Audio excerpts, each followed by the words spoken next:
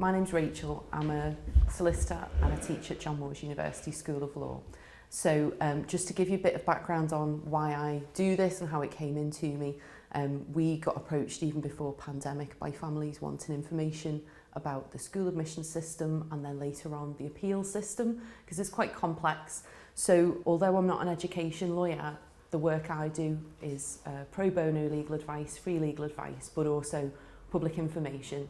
So when people need to understand the law or processes or procedures better, we can help people understand that and give information about it. So that's what we do, and we're on Hardman Street in town. So if you might pass by and see a building with advice centre on, so that's where we're based.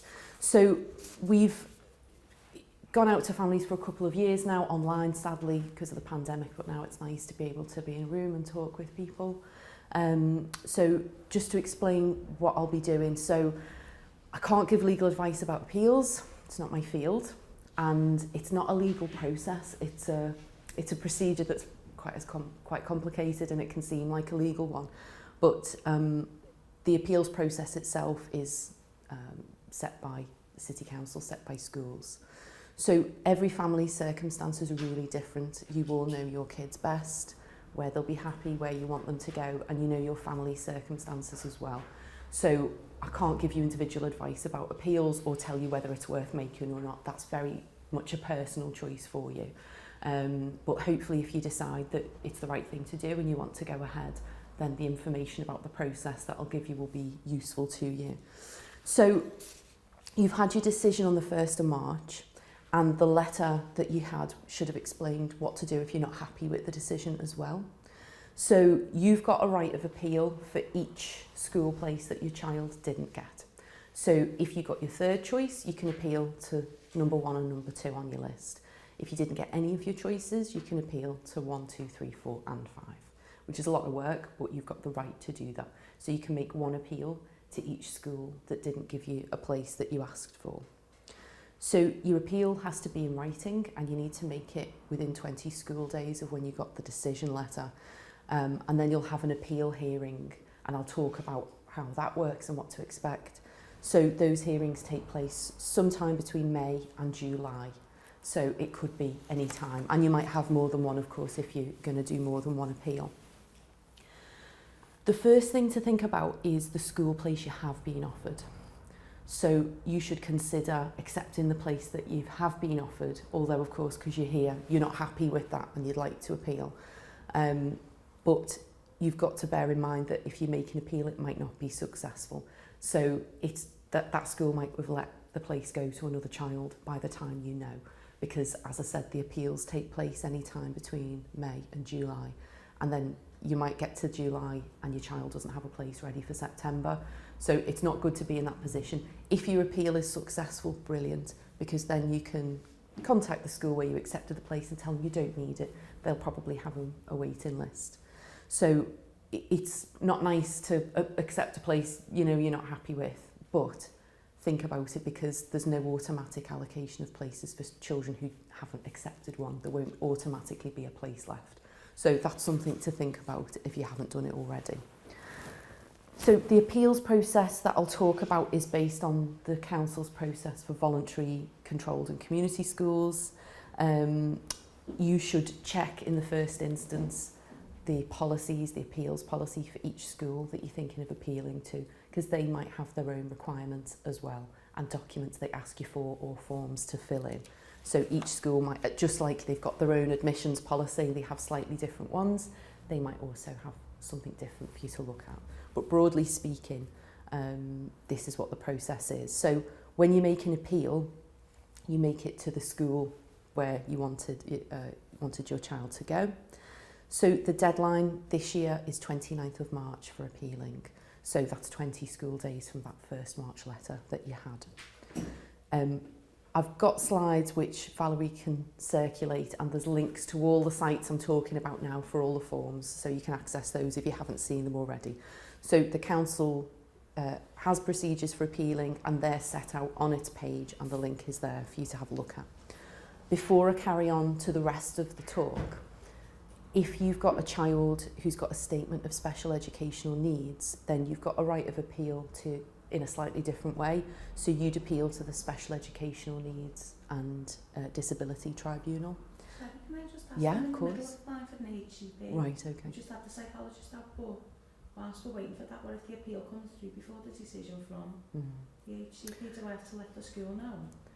I think it would be useful for you to tell the school that that's what you're waiting on, if you haven't already got it. Okay. Yeah. Because yeah, if that comes through, then you will appeal to the Special Educational Needs and Disability Tribunal. If you don't already have that, you can talk about it in the other method for appeal. Okay. Thank you. So the usual appeal routes apply for everybody else. So there's a list on the council web pages of schools who the council don't deal with. Some appeals the schools deal with directly, some go through the council, so check the list and have a look where your schools are. But otherwise you'll complete an online notice of appeal, and again the link will be in the information Valerie sends round.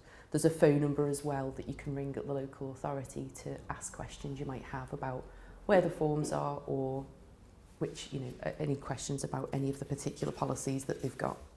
So thinking about the appeal, writing the appeal itself. So there's two grounds for appealing an admissions decision. So first, and this is great if this is your situation, you might find that actually the school hasn't applied its own admissions procedure correctly. It can happen, it's unusual, but it's a good reason why at this point it's useful for you to go back and have a look at those individual schools' policies. Is there something they've missed? Do they have a sibling policy and your child has a sibling at the school, for example, and they've missed it for some reason? More often, what you'll be doing with an appeal is making a case to the school that the harm that will be done to your child by not getting the place will be greater than that caused to all the other children by having the extra child in their class. So if you imagine them on a seesaw, and the disadvantage has to be outweighed in favour of your child.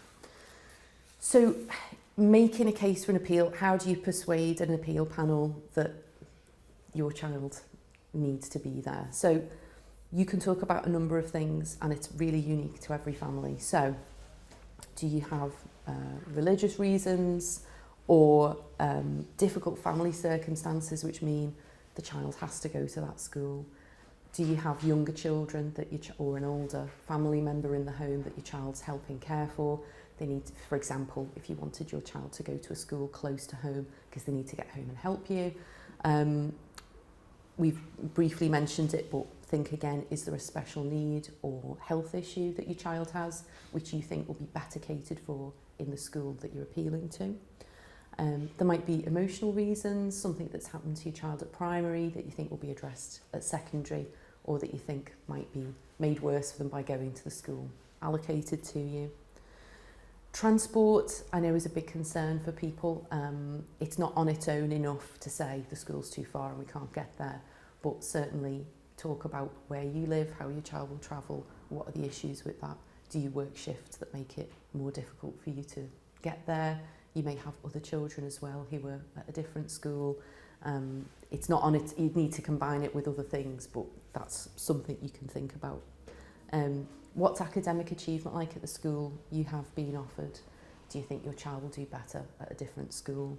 Do they have a special music or sport ability, and the school you're appealing to is where they're going to flourish? Do they have a particular a specialty in a particular area, languages or sport or whatever, that that's your child's forte as well?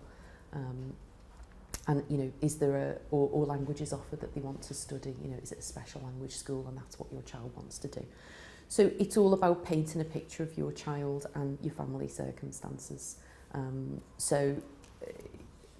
the reasons why they're going to thrive at the school you're appealing to.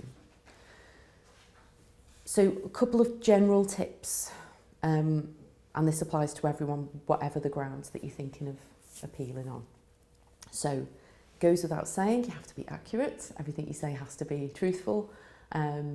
Be as factual as you can. Set everything out clearly so the appeals panel can understand where you're coming from. Something it might be difficult to do, but try and be positive. So obviously you're appealing because you're unhappy about the place you have been offered. And it's nerve-wracking to make an appeal, and you're worried, you want your child to be happy and go to a school where they're going to thrive and be happy.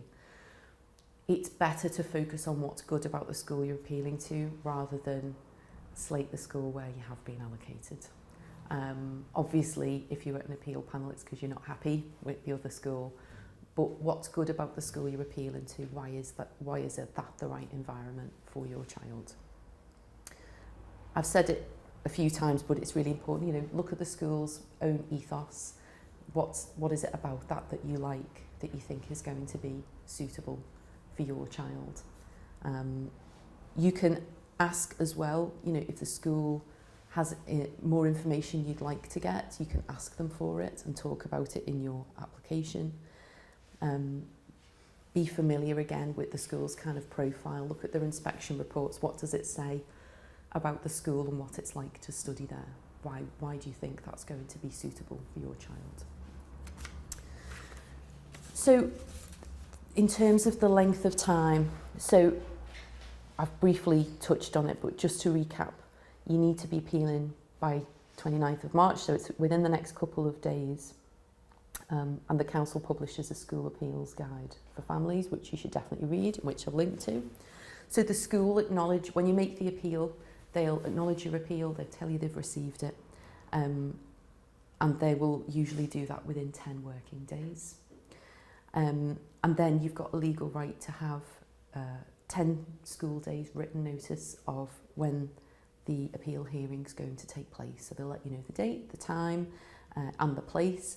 I don't know how many schools are doing this online at the moment rather than in person, but for some you may have to go in, for others they might just do it online.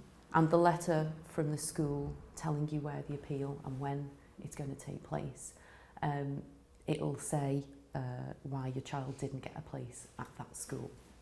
So that's then something you can take forward into the appeal hearing. So whether that's in person or online, you'll meet 3 independent panel members. So one of those will be an officer from the school from the school admissions service. One will be the clerk to the appeal panel, and there'll be yourself as well, and obviously anyone you want to bring with you. You're allowed to bring someone from moral support, your partner, or anyone you think would kind of give you the moral support, especially if you're physically going there. Some families have asked whether it's useful to have a lawyer with them. I'm not sure it's always going to be helpful because it's not an adversarial process, it's a discussion between you and the school. And unless you think there is some kind of legal issue over it, then it's not necessary, it's not necessarily going to help things.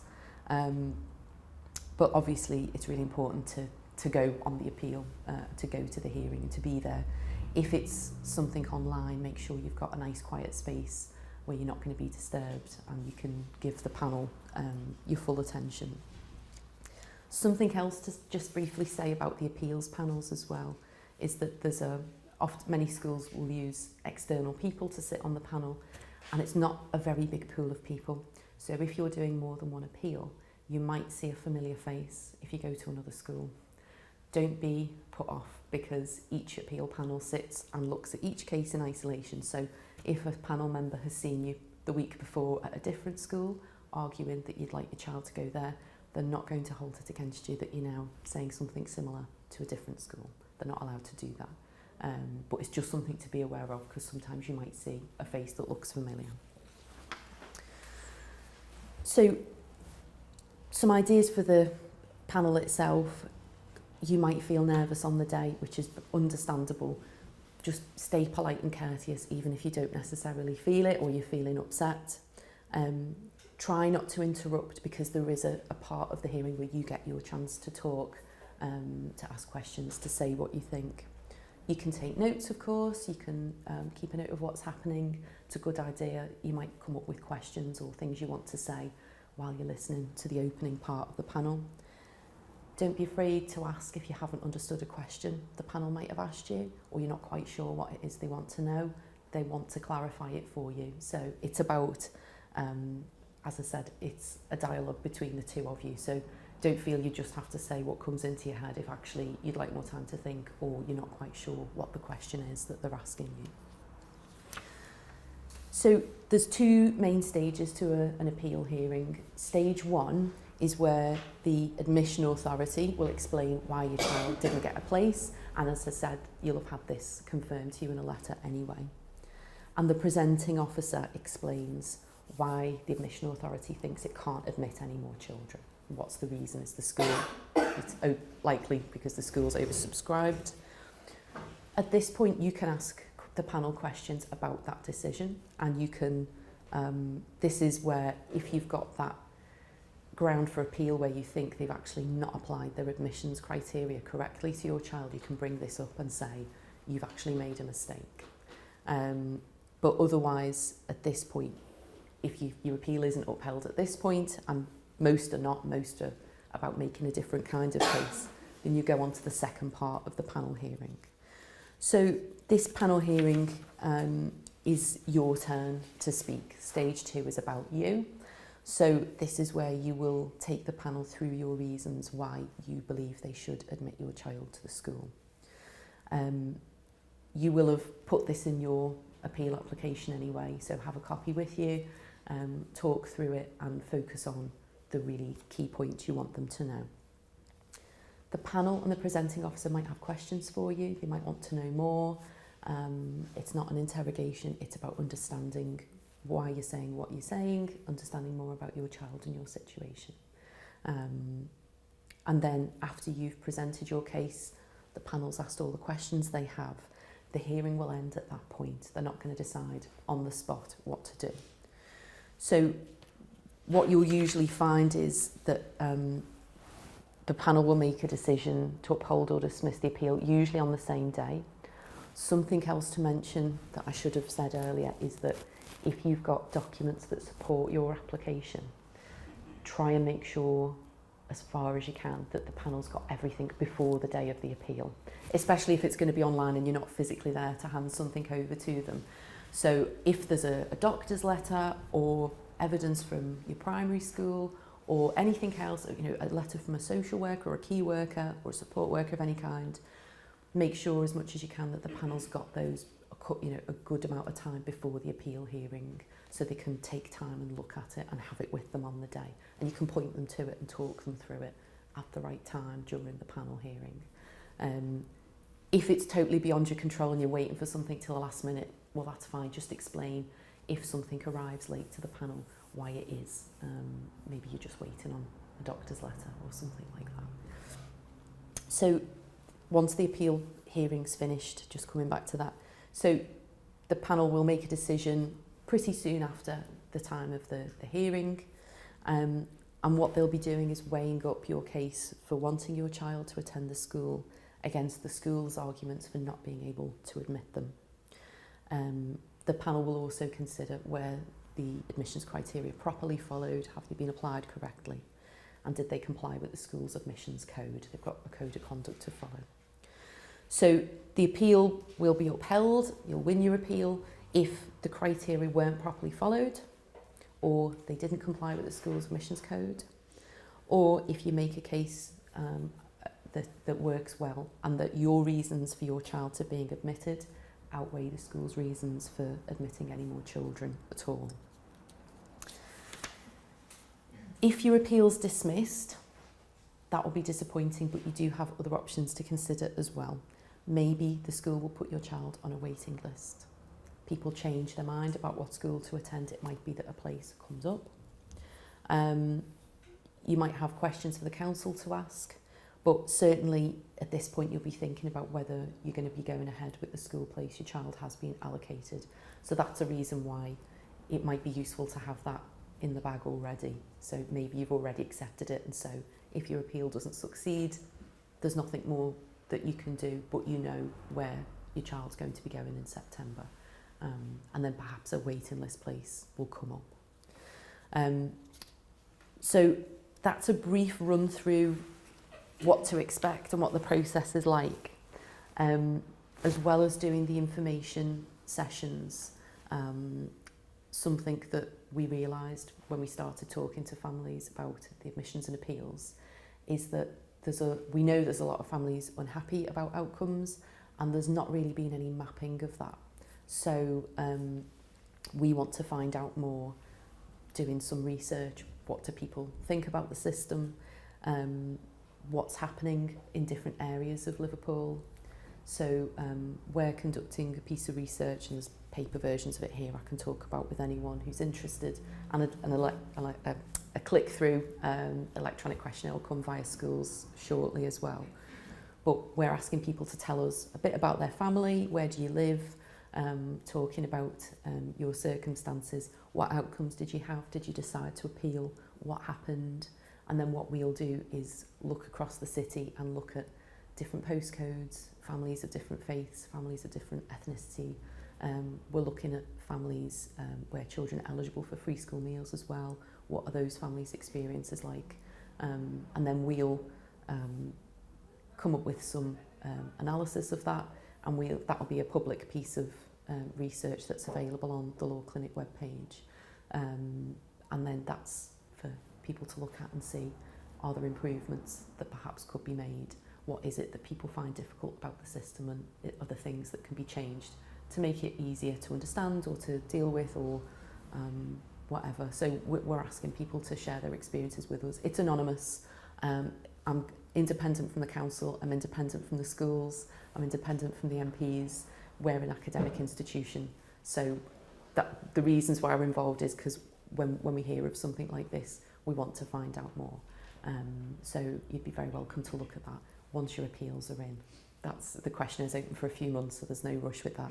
Focus on the appeals, focus on that deadline for next week. And if you decide to appeal, I hope you get a decision you're happy with, and your child's got you to advocate for them. You know them best, and you know what it is they need, and whatever the outcome, they've got you looking after them. So going forwards, they've got everything to be hopeful for. So that's the conclusion from me, talking about the processes. I'm happy to take questions if that would be useful, or talk about anything you want to talk about. I hope it's been useful, and there's handouts, there's an email version, and that will have the links that I mentioned as well, if that's useful. So that's it from me.